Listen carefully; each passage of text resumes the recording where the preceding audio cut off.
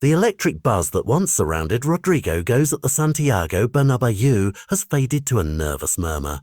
This is a player who not long ago was indispensable.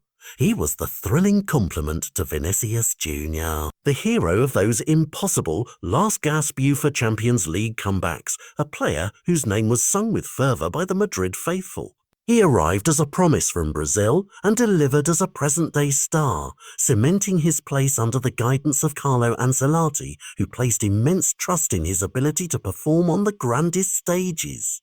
But the winds of change are blowing fiercely through the corridors of the Bernabéu, and with the arrival of a new architect, Xabi Alonso, the entire foundation of the team is being reassessed, and unfortunately for Rodrygo, he finds himself on the unstable ground. Xabi Alonso's vision for Real Madrid is clear, ruthless, and focused on the future. He is building a project with an intense pressing structure, a specific tactical discipline, and he is showing a clear preference for a new generation of talent that fits his model perfectly. This seismic shift in philosophy has left Rodrygo seemingly on the outside looking in. The statistics are stark, and they tell a story of a dramatic fall from grace. In the opening 3 fixtures of the season, Rodrygo has been limited to a mere 81 minutes of action. For a player of his calibre and previous standing, these numbers are not just a surprise, they are a shocking indication of his diminished role. He is no longer the first name on the team sheet. He is now an option, often introduced from the bench, a role he is wholly unaccustomed to. There was a brief flicker of hope during the match against Real Oviedo where he was given a start. He played with a point to prove, he was incisive, creative, and a constant source of danger, reminding everyone of the sheer quality he possesses. The club itself acknowledged his strong performance, but it felt like an isolated incident rather than a turning point. By the next match against RCD Mallorca, he was back on the substitutes bench, watching as others took his place on the hallowed turf.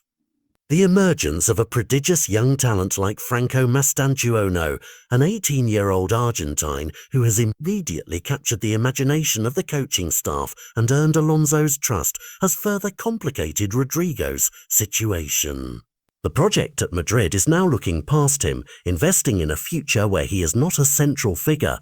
However, this club-level dilemma is merely the first layer of a much deeper and more personal crisis for Rodrygo goes. The real stakes, the truly terrifying prospect, lie thousands of miles away in his homeland. The 2026 World Cup is on the horizon, and the man now in charge of the Brazilian national team is none other than his former mentor, Carlo Ancelotti. Ancelotti knows Rodrygo's talent intimately, he values him, but even his faith has its limits. A national team coach, especially of a footballing powerhouse like Brazil, cannot consistently select a player who is not featuring regularly for his club. The lack of consistent minutes at Real Madrid doesn't just mean a loss of match sharpness.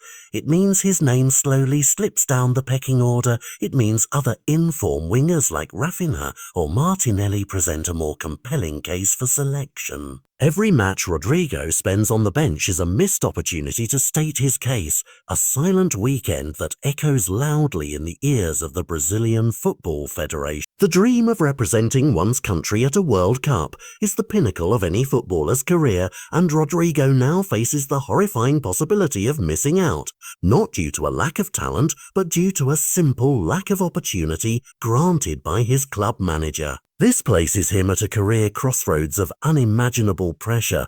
Does he stay and fight for his place at Madrid, a battle that is becoming increasingly difficult against a manager with a very specific plan? Or does he seek a move away in January, a transfer to a club where he can be the main man and guarantee the minutes he so desperately needs to book his ticket to the World Cup? It's an agonizing choice between club loyalty and a national dream. Xabi Alonso's shocking team selection decisions are not just about winning league games. They are, quite literally, shaping the future of a player's life and his chance to etch his name into footballing history. The clock is ticking and the world is watching.